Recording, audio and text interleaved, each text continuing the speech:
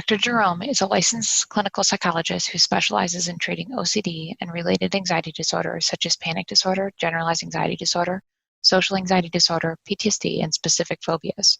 In his clinical work, Dr. Jerome employs the most effective evidence-based therapeutic interventions, including exposure and response prevention, cognitive behavioral therapy, acceptance and commitment therapy, metacognitive therapy, and mindfulness practices.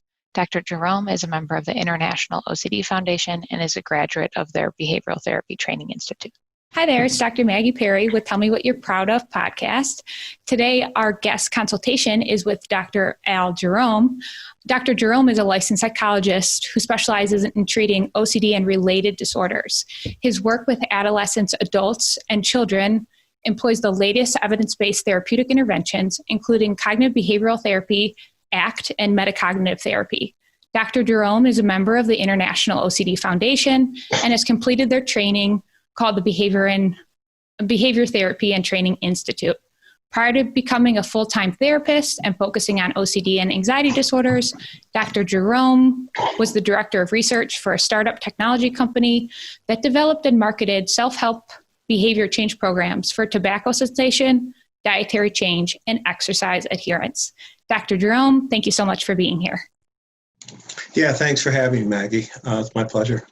Okay, great. So I guess just to get started, can you tell me what kind of impressions you had while you were listening to the episode that I had with Stephanie?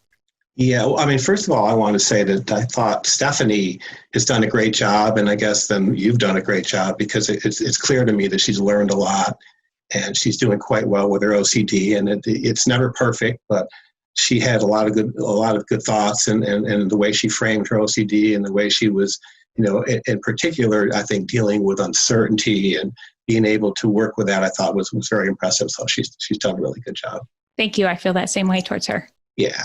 So, but I did think it was my task to at least come up with some things. So I listened to obviously listened to both of the sessions a couple of times. And one of the things that came to mind, and one of the things I would want to address would be, with her pedophile intrusive thoughts, what is the core fear? And this is something that I always go to when I'm working with somebody. What are they really afraid of? And there's a couple of different levels and a couple of different types of core fears that you're going to see. One, and it's common, and it's very, can be overwhelming, is I'm afraid I'm going to act. I'm going to do something I shouldn't be doing. I'm going to molest a child or act in some way that's untoward. And that's a scary thing, and it can lead to a lot of anxiety and panic, and it can also lead to a thing where I feel like I need to get the thought out of my mind. Because if I have the thought that I'm going to act or an image, it can seem as if the thought itself can pull me toward action. And if I think that the thought can pull me toward action, I need to get it out of my mind. So I'm spending a lot of time and energy trying to hide from the thought, push the thought away. So that's the first level. The second level would be what I would call the moral level. And what kind of a person would have these terrible thoughts that I have? Why do I have them? What does it mean about me? And in the third level, I would say, and sometimes this comes developmentally after a person's been in therapy for a while, but not necessarily. But I'm not really that frightened anymore. Maybe I'm not that focused on the moral level, but I'm bothered by the fact that I have these thoughts. Why do I have the thoughts? What's wrong with me? Why can't I control my thoughts? What's wrong with my mind? Sometimes you hear people say, I'm afraid I'm crazy. Maybe I'm schizophrenic. Yeah, I know I have OCD, but I think it's more than that. How do I know for sure there's not something more wrong with me? And of course, these levels can sort of mix and match, and they're not necessarily, specific and separated. But so I would be interested in trying to figure that out. Like what's going on with her and where is she with that? Okay. And then, Actually, did you understand? To ask a question about that, do you have a sense of why people think they should be able to control their thoughts? It's interesting. Everybody has these sort of mental models about, what should I be able to do? And this is a discussion that sometimes we have outside of the context of OCD. How do minds work? So everyone has their own sort of model of how minds work. And I'm always surprised that people think that they should be able to sort of control their thoughts as if, as an example, as I'm talking to you, I'm not going in here and selecting a thought to throw out there that just kind of flow. So of course, when you're working on something specifically, you have the ability to kind of direct your thoughts. But the stuff that just pops up, I like to say it bubbles up out of the cauldron, you don't have any control over it. It just pops up, and there it is. And I think most people are aware of that, and it's fine. But when the thought comes with a lot of emotional impact, then it's scary to them, and it feels like it's out of control. If you just have a random thought that pops up about an event that occurred yesterday or something you're going to do tomorrow, you don't view that as being odd, even though it's just popped up into your head. That's a really interesting way to think about how to challenge the idea that we should be able to control our thoughts, that people are not bothered by thoughts that they don't plan, that don't arrive with a spike of anxiety. Right.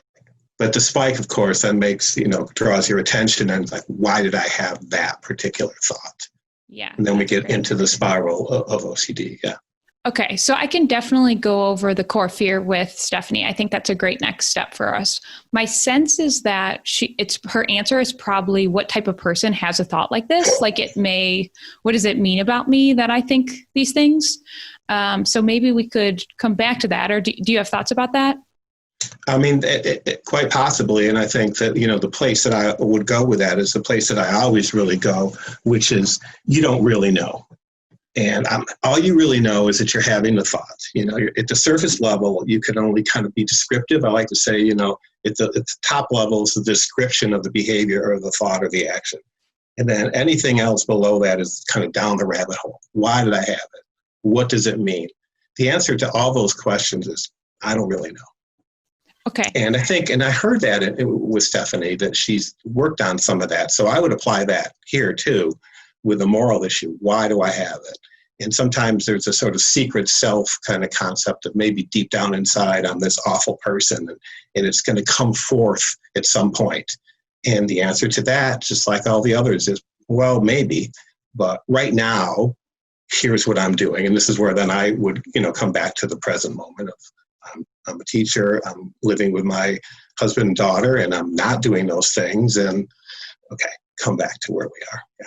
Yeah, that sounds great. I completely agree with that. Can you say more about what you would do with somebody that just really can't stop thinking about whether or not they're a terrible person, and maybe thinks that it's even maybe irresponsible to have a thought like that and not figure it out?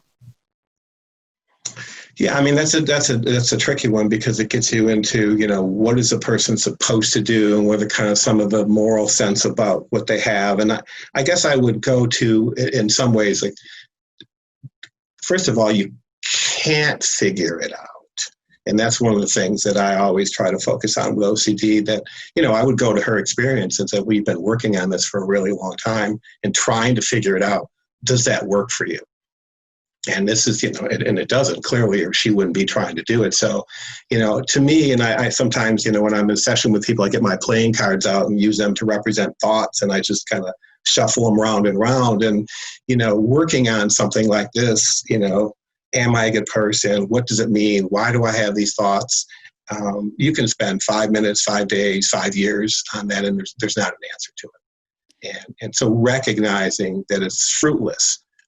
Just because you can ask the question and the question sort of makes sense with words doesn't mean that there's really an answer to it or anything you can do with it. And I think that understanding that there's no place to go, I'm never going to really get an answer, helps people to step away from that ruminating. Yeah, and I think the other thing in terms of conscientious models that some people don't notice because they have so much uncertainty about it is that other people don't feel uncertain about it. It's not that they know that they're not a terrible person, or the reverse. No one else knows that they're a good person. They just don't feel uncertainty about being a good person. Yeah, and that's a good point, Maggie. Anytime you're drilling down on a concept, you're going to get stuck. And I talk about this all the time. So what does it mean to be a good person? Well, everybody kind of knows, but if you start to really drill down on it, what does it mean? You get lost. And when you start to keep score, and this is where typically people go with OCD, and, well, I did this awful thing. Yeah, but I do this, and I'm good because of this, and I'm bad because of that. And you try to keep score. You just go round and round and round like that. And there's really no resolution to it. So I think understanding that there's not a resolution is really helpful. Yes, I totally agree. So I feel like it's worth it to talk about a differential diagnosis. So I am a bad person is also a common thought in depression. So can we talk a little bit about the difference between what if I'm a bad person or a terrible person in the context of OCD and I am a bad person in the context of depression? How can you and certainly you can get overlap for sure and have a lot of depressive symptoms that accompany the OCD. But I think I would look at how frequent and how generalized the thought of I'm a bad person is. And if that thought is everywhere and it comes up in multiple contexts and and I'm a bad husband or a bad wife and a bad mother and I'm not a good teacher and I don't like myself and it just is generalized across a variety of contexts, then I'd start to think more about depression. If it's specific to, well, I had these thoughts or I was unable to do these things and that's triggering it, then I think of it more in terms of the OCD process. Okay, yes. And what if, so we're kind of talking about people that are distressed by the possibility that they're a terrible person, which is everyone, but also I find that some people find their over-conscientiousness or their responsibility kind of egocentric. So they can't imagine being egocentric, meaning it feels reasonable to them and they can't imagine being any other way. It seems like Stephanie might have some of that going on. Can you just talk a little bit about that concept? Yeah, no, egocentric is a term that I would use, and definitely I would say it can be sort of part of a person's inherent personality style in a lot of ways, and I would look at it, and I know you did this because I heard that in some of the dialogue, that it's a good thing to have. It's a good thing to be conscientious, but if it goes overboard, then it's going to get in your way. And I would look at, is the level at which you practice it workable in your life? And try to take a real practical look at it, kind of the ACT way of thinking about it. Is this workable? Does it work? And have her, be aware, and I'm sure she is, of places where it just goes overboard. And even though it's sort of as she's going overboard, I think it feels good to her because it's kind of satisfying in the sense that I'm doing the thing that I feel comfortable with, but yet she's going to have to acknowledge and have to understand that pulling back is going to take effort, because it does sort of feel, it's sort of the opposite of some of the other stuff that she struggles with, where she's trying to get rid of certain things. Now she's trying to pull back on it. Yeah. And that's the meaning of the ego, centricity that she referred to, for sure, that it seems like it's part of me, but recognizing that I'm practicing it to excess. And where it gets in the way and I need to pull back, I think is it's something that you work on. I think you guys have talked about that. Yeah, just from your perspective though, what are some cues that somebody's practicing conscientiousness to an excess? Well, I mean, the kinds of things that, she talked about to some extent, like I'm stuck. It's getting in the way of me doing the things that I really want to do, and she talked about this, and I've had multiple clients talk about this.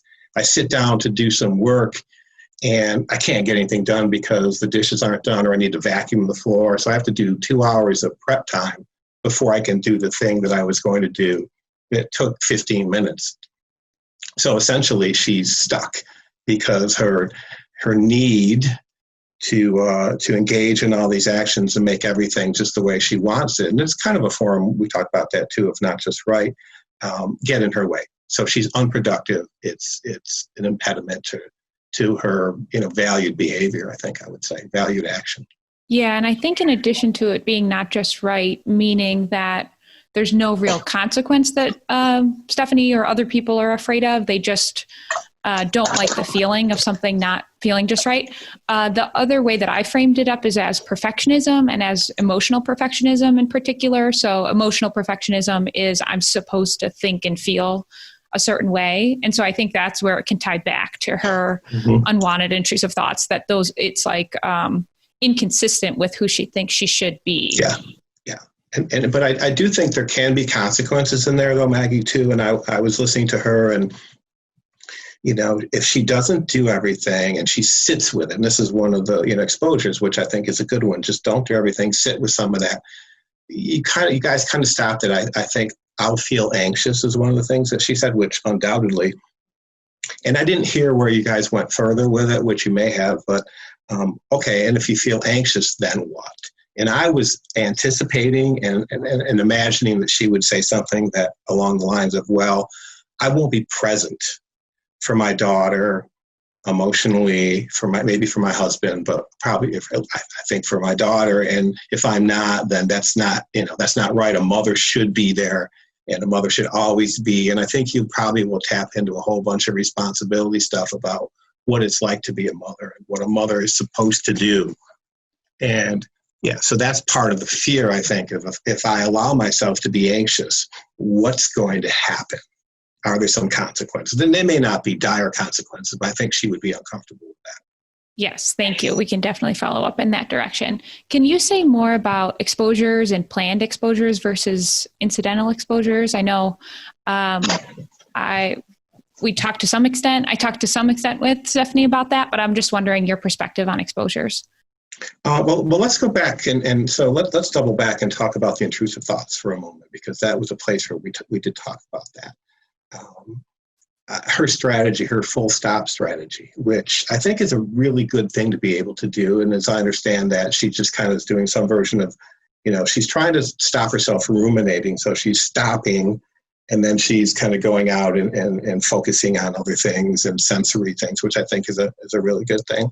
And she does that when she's doing sort of incidental exposure. She's in the classroom, she's with her family, and I think that's a really good strategy there. I would also like to see, though, a little bit more intensity generated with some planned exposures, and planned exposures being, okay, now I'm going to intentionally have the thoughts, images, whatever it is. I'm not exactly sure where she is with that. Images of doing something inappropriate with a child.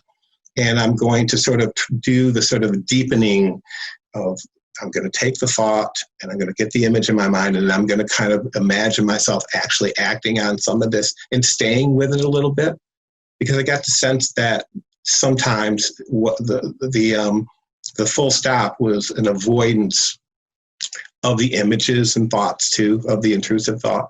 So I get that, but I think both for people that struggle with this content area and just the public in general, why would we as CBT therapists instruct people to do that? Can you explain the thinking there? Yeah, no, I will, because I don't want you to be afraid of your thoughts, and you're not in control of your thoughts. If you were in control of your thoughts, you wouldn't be here, you wouldn't be seeing you wouldn't be coming to see me.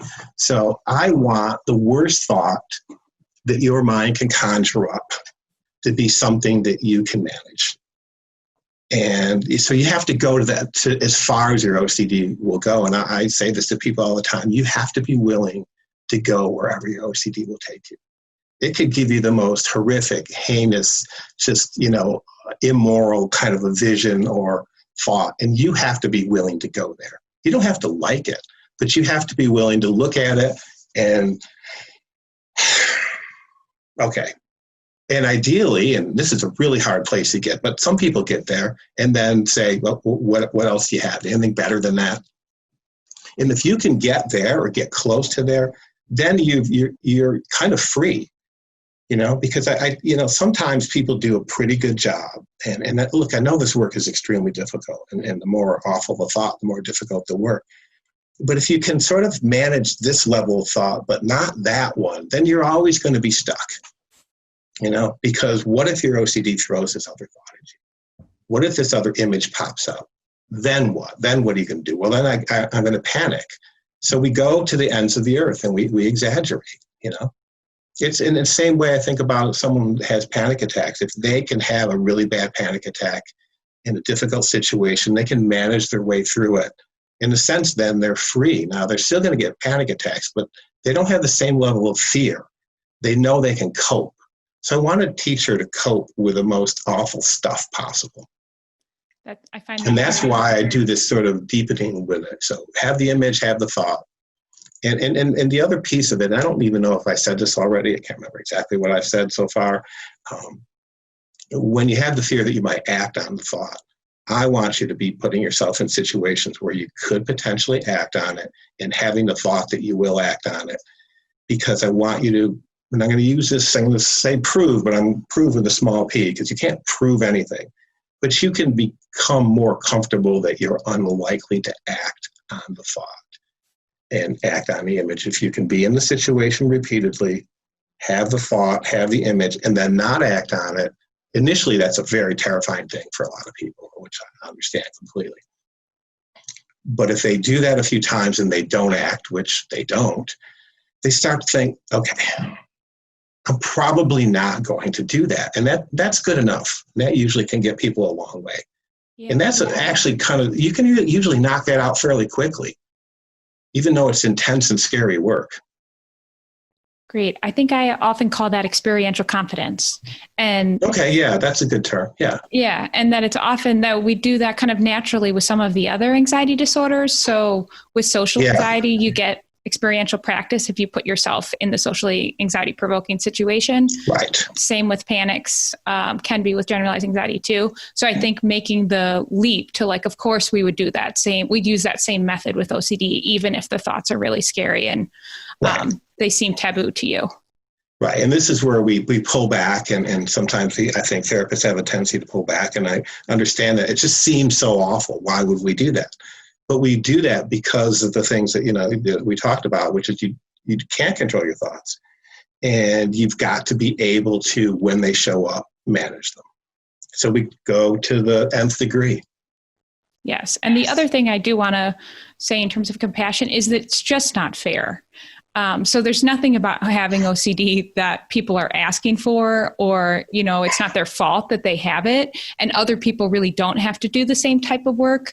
But when you're born with these biological vulnerabilities, that when you have thoughts like this, they arrive with a spike of anxiety, and then you have the urge to do something to make it go away.